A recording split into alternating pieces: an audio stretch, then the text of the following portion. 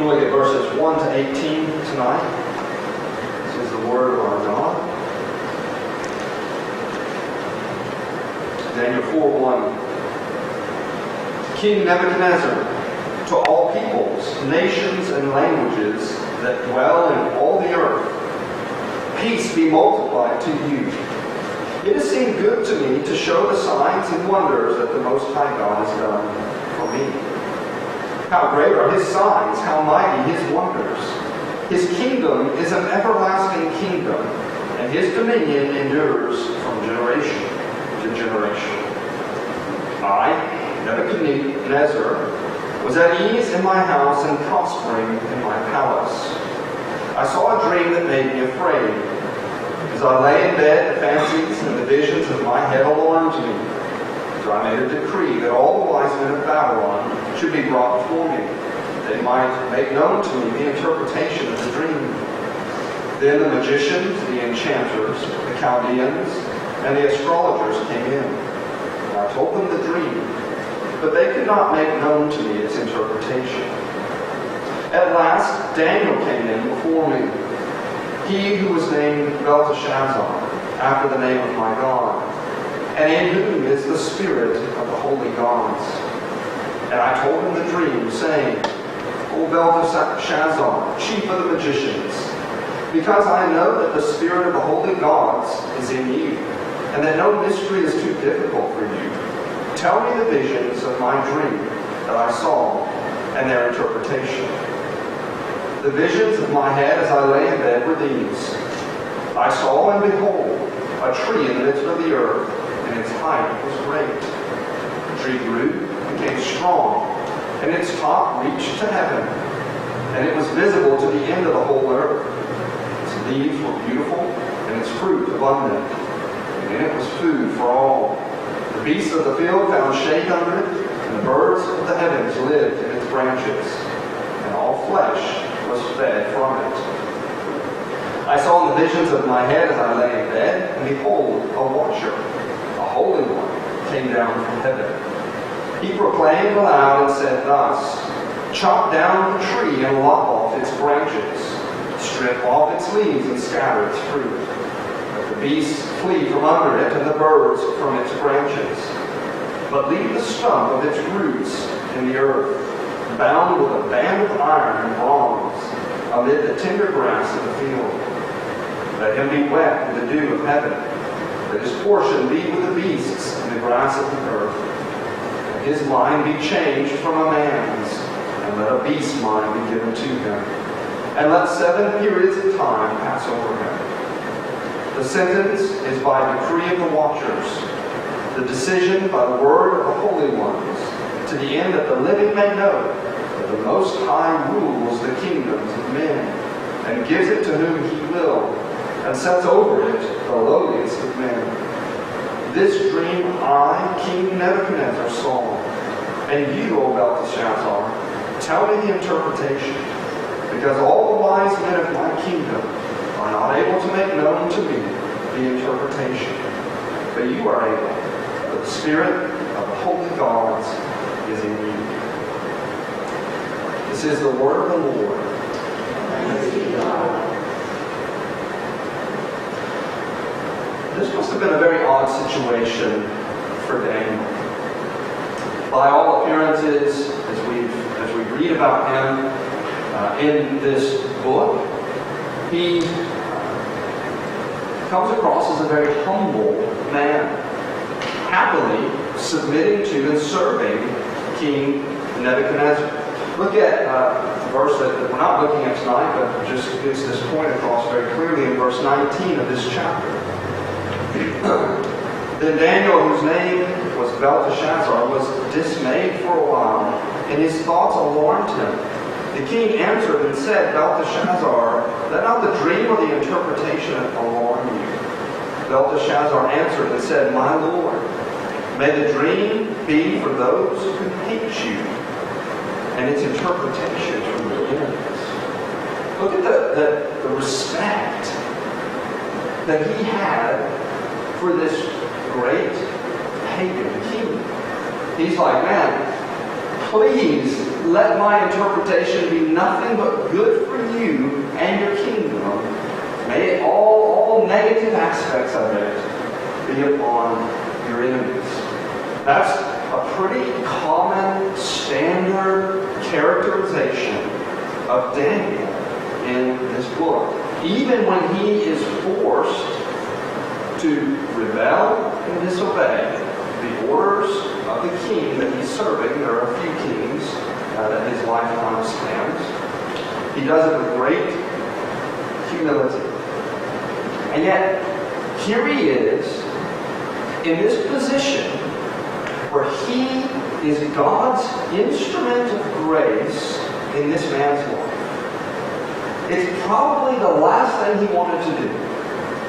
He's the one that has to bring God's rebuke to this man, God's humility or humbling to this man. Similar to that poor Israelite slave girl who ministers grace to that great Syrian military general by the name of Naaman, who had leprosy. I think you may have heard about him when Jason Driggers was here last week. Never underestimate how God may be using you for the conversion of someone else. Maybe someone that you highly esteem and value. Never underestimate how God is using you. As we look at this text, the first thing I want us to see is the relentless grace of God in the life of Nebuchadnezzar, this pagan king, world superpower. And then the next thing we're going to do is look at how this text relates to the people of Israel. So first, what is God doing in the life of Nebuchadnezzar? And then second, what's he doing in the life of Daniel and the exiles in Babylon? Verse 4, look at that, the opening words. King Nebuchadnezzar, to all peoples, nations, and languages that dwell on the earth, peace be multiplied to you. It would almost be one of the epistles of Paul.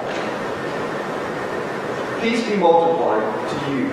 It seemed good to me to show the signs and the wonders that the Most High God has done for me. How great are his signs, how mighty his wonders. His kingdom is an everlasting kingdom, and his dominion endures from generation to generation.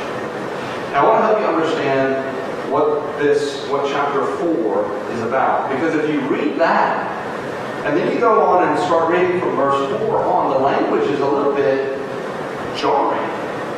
In verses 1 to 3, Nebuchadnezzar speaks of someone who knows the one true God. His language is right. But then if you read from 4 down through 18, he's speaking differently. What does he say about Daniel and his God? He says Daniel is a man full of the spirits of the gods. That's a very pagan way of putting it. I've got my gods, and he's got his gods, and he's full of the spirit of the gods. Verses 1 to 3, he doesn't speak that way. He speaks as if there's one true God, and everything else is an idol.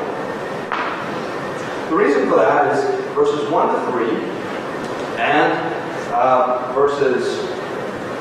in verse 37, act as a narrative introduction and a conclusion.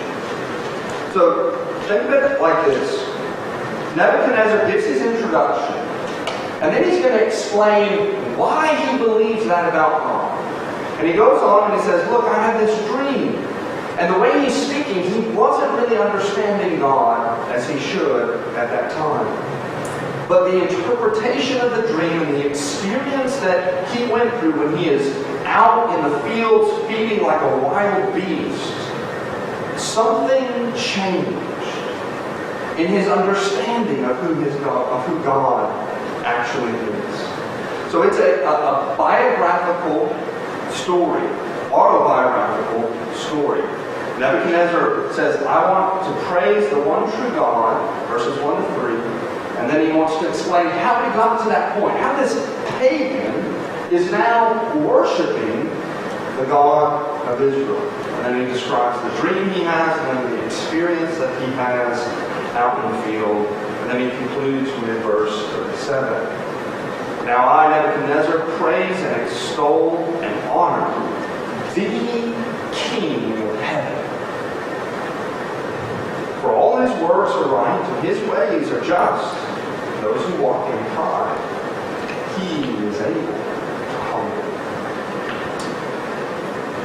This is an introduction. But I want you to notice how he has a sense of the personal favor that God has shown to him. I think this is important. Verse 2, he says, "It's good for me to show the signs and wonders that the Most High God has done for me." He has a sense in which God, he has experienced in his own life the unique goodness of God. And that's important for us. We need to be able, in the Thanksgiving, we say now, thank you all our God. We need to be able to express gratitude in our lives for how God has personally, or how God has blessed us personally. It's very similar to what goes on in Psalms. Look at Psalm 77.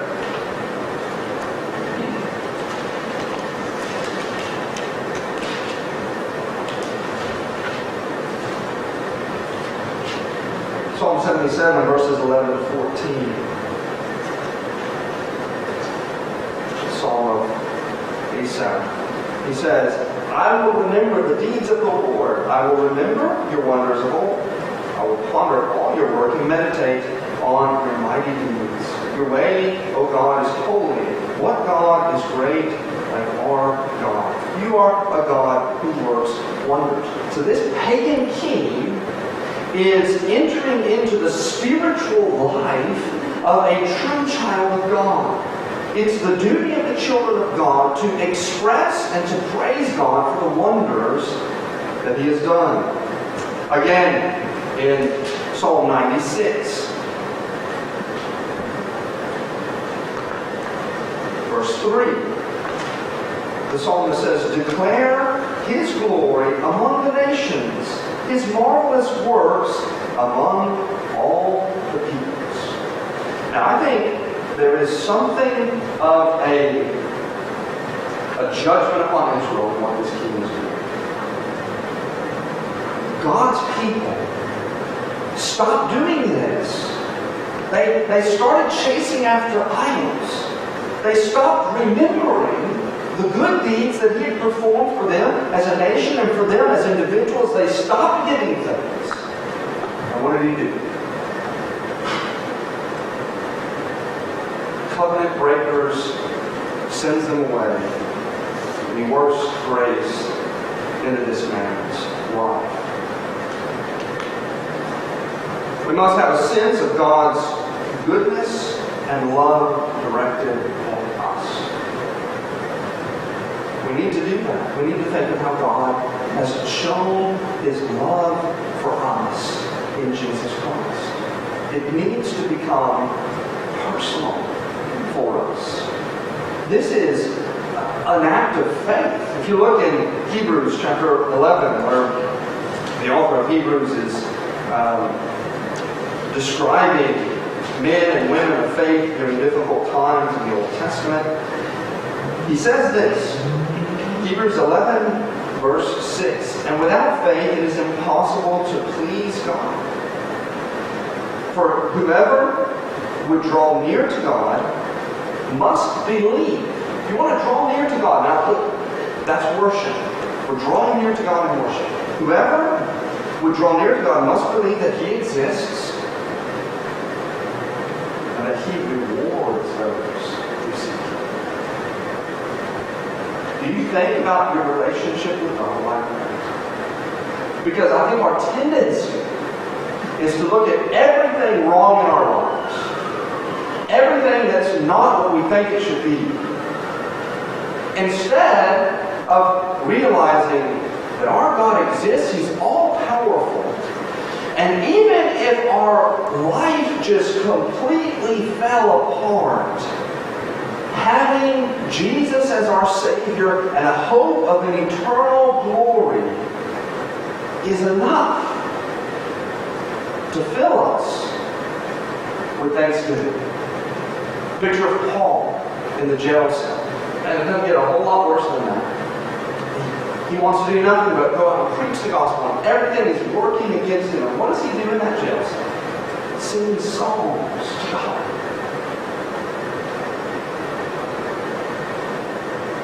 We must believe that our God exists and He rewards those who seek Him. This is a true act of worship by this King. Now, what is the good thing that God has done for Nebuchadnezzar? What are the wonders that He has performed for this pagan king? God's good timing is the thing we see first in verse 4. Pretty interesting. Oh, I want to praise God for the wonders He's done to me. Everything was great in my life until He came around. Verse 4. I, Nebuchadnezzar, was at ease in my house, prospering in my palace. Hey man, things were good until God entered into my world. Nebuchadnezzar is living a good life. He's at ease. He's the big dog in terms of rulers in the world at that time. Everything. He's just completed, most scholars think he's just finished this massive work of adding infrastructure to his kingdom. You've probably heard of the great gardens of Babylon. Some say he may be sitting in those at the time that God encounters him. Everything is going right. Until God disturbs him in the night through his dreams. The focus of this chapter is on the humbling of this great king. There was nothing worse for him, nothing unpraiseworthy, nothing more unpraiseworthy for this man than living a life of ease. Because he created a false sense of reality for him. He had a God complex. And that's wrong. If he remained the way that he was, then on the day of eternal judgment, he would have been in for a very painful dose of reality. Yet God does not leave him in that condition.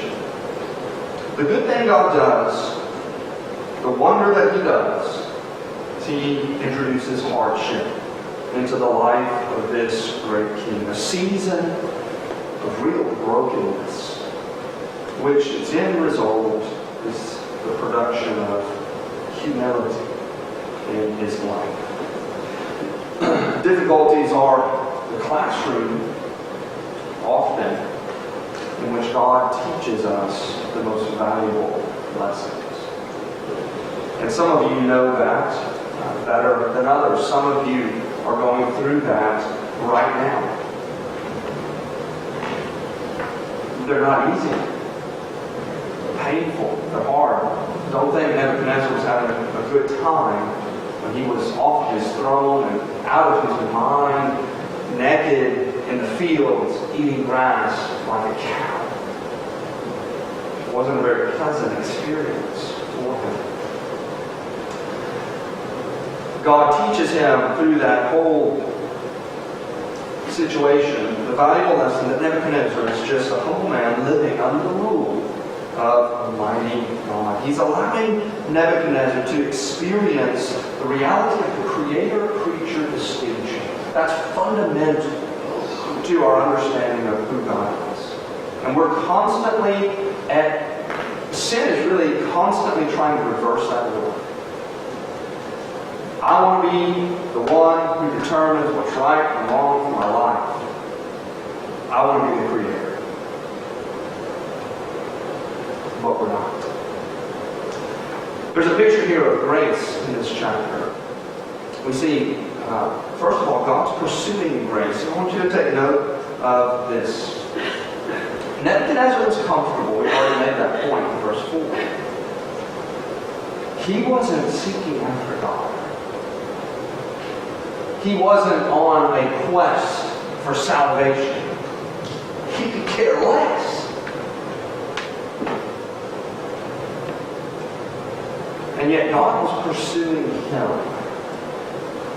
And that's the case with all of us. God pursues us. But God's grace was not just a pursuing grace, but it was persistent with Nebuchadnezzar. This is the third encounter that God has with this great king in the book of Daniel. And I guess the third time's a charm. The encounters escalate. I want you to take notice of this. The first dream back in chapter 2. Nebuchadnezzar is disturbed. He won't share the dream with anyone, and then he finds out through Daniel what the dream is. But really, all's pretty good with that first dream. Nebuchadnezzar is the head of gold. The destruction of the kingdom is going to come later. He's not going to be affected by it. God is introducing His control over the world step by step, little by little. Then the fiery furnace event is the second encounter that moves Nebuchadnezzar a little closer to an understanding of God. Although Nebuchadnezzar is not personally touched by this, the fiery furnace incident, his control is touched. God is beginning to show, yeah, you can put my people in a fiery furnace. You can set your decree upon them that they must worship you. If they don't, they will die. But I can protect them. You can try as hard as you want. You can do whatever you want. I can put a shield of protection around them. You're not in control over life and death. But here in the second dream, God directly and personally touches the life of Nebuchadnezzar. And that's often what it takes for God to grip a soul and begin to shake it. You remember the story of Job and the progression of the devil's treatment of him. The devil looks at Job and sees all of his great possessions, and he says, yeah, he wouldn't worship you if I took those things away. So it starts with the man's agricultural possessions. Then he even takes his children away from him. Heartbreaking story. Does Job curse God? No. So what does the devil do next? Well, okay, fine.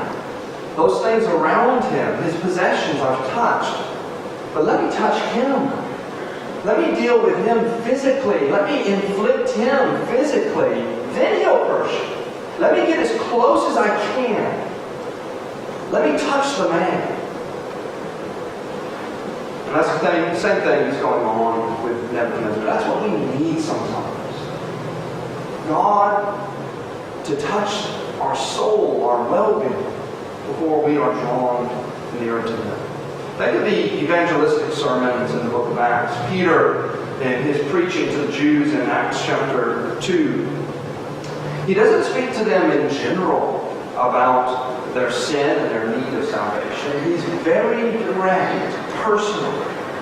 In verse 23, he says to them, you are the ones, you who crucified Christ. Verse 36, you are the ones who crucified Him. He says it twice.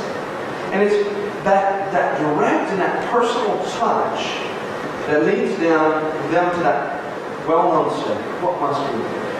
What must we do?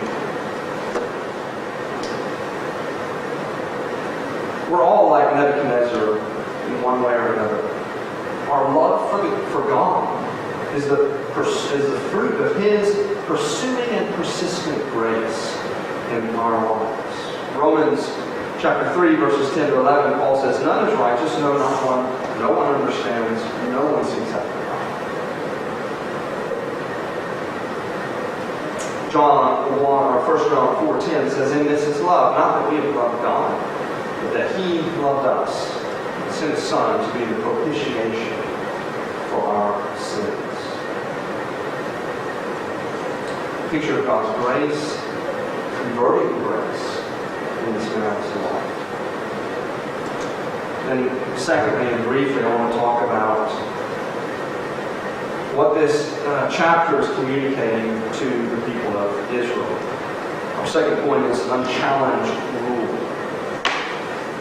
Daniel and his friends, those in exile in Babylon, are living in a difficult time period historically for the nation. By all appearances, it looks like God is either not supreme, they had gotten it wrong, the gods of Babylon were stronger, or He had abandoned His people. One of the two. And they're both not very encouraging. What about all those unfulfilled promises concerning this great Messiah who's going to be born of a woman and bring salvation to the nation? Has God forgotten? I think in this story there is a message to God's people. Now next week we're going to look at the details of the story. We're going to get into that tonight. I just want to look at some of the spiritual lessons that we are to glean from it. I've stressed God's work in the life of a pagan king, but He's also working in the life of His own people. In verse 18, at the end of the section we're looking at, skipping over the details of the dream itself. Verse 18, we read this. "This dream I, King Nebuchadnezzar, saw. And you, O Belteshazzar, tell me the interpretation, because all the wise men of my kingdom are not able to make known to me the interpretation. But you are able, for the Spirit of the holy gods is in you." What is that verse teaching Daniel and the exiled Israelites? I think it's teaching them something very profound. And we find this in both chapter 2 and 4 with these night visions, these dreams that Nebuchadnezzar has. In verse 7, Nebuchadnezzar gives his wise men one more chance to figure this out. He made it a little bit easier for them this time. In verse 7, he says, he calls the magicians, the enchanters, the Chaldeans, and the astrologers to come to him. And he tells them the dream. That's different than the first time. Remember the first time he said, "No, I'm not going to tell you anything. You tell me the dream and its interpretation." Well, this time he's going to give them a little bit easier chance. He's going to explain the dream and then get them to give its interpretation. And yet they fail.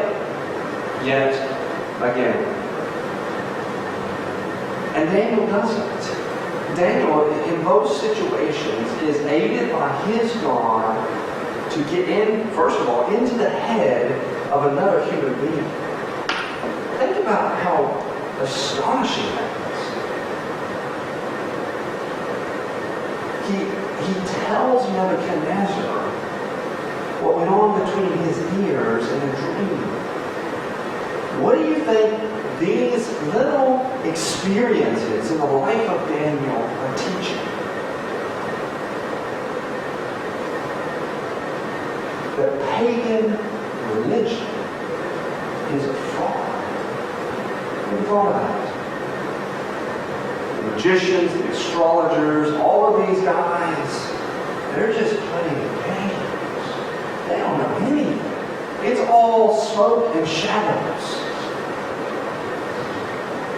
Daniel is being assured that the God he worships is the one true God.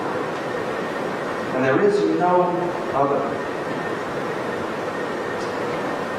And then again, I want you to look at verse 17. We see here these words. The sentence is by the decree of the watchers, the decision by the word of the holy ones, to the end, for this purpose, that the living may know that the Most High rules the kingdoms of men and gives it to whom he will, and sets over it the lowliest of men. Daniel is seeing yet again in this dream that his God is in supreme, ultimate, total unchallengeable control over every dictator, king, authority, ruler on the face of the earth. That's comfort for the Israelites living in exile. Their God is not forgotten them. He's not powerless to defend them in any way. All of His promises are intact. The plan of redemption is chugging along according to plan. Turn to chapter 7.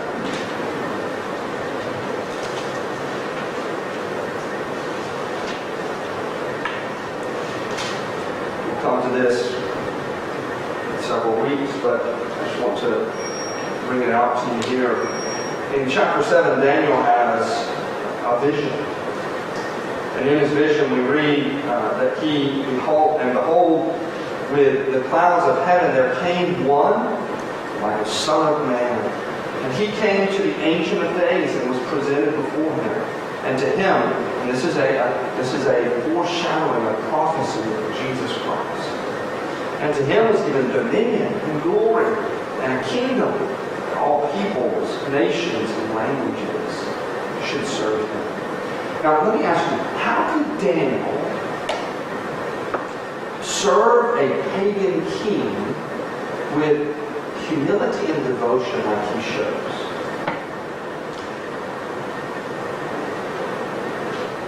Because he knows that this kingdom is only temporary. He knows that his ultimate hope isn't in Babylon. It isn't in King Nebuchadnezzar. It's in Jesus Christ, the one who is King of Kings and Lord of Lords, whose kingdom will crush every kingdom on the earth and will reign superior throughout all eternity. His faith enables him to live the way he does. Think about this. We live in America where political candidates are doing things that we may not be happy about. What does it say if we are so bent out of shape that we lose our minds over the political situation? We got way too much hope in the political environment. What? Has God fallen off His throne? Is there still not a glory that awaits us? Is there not a king who sits at His right hand who is absolutely in control over Clinton or Trump or whoever else it may be? He laughs at them. That should shape how we exist. It must shape how we exist. Because it's the Word of God. It's the truth that we believe. If it's true, if this is true that our God is in control over Nebuchadnezzar, one of history's most powerful kings, then how much more so is it true that He is in control of the rulers of the world? Should we fear government laws? Do you think for one moment any type of legislation or any Supreme Court appointed judge is going to slow down the kingdom that you're a part of? You're out of your mind if you think that. We're on a train that is picking up steam and momentum, and nothing's going to stop it. Because it's ruled, governed, guided by God. So what we need to do is do what God calls us to do. Continue to serve Him and trust that He is in control.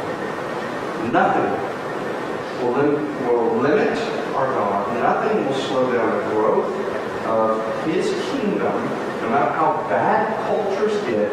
Look at the seabed of the New Testament church, Roman culture, cool. And yet that God transformed into something good.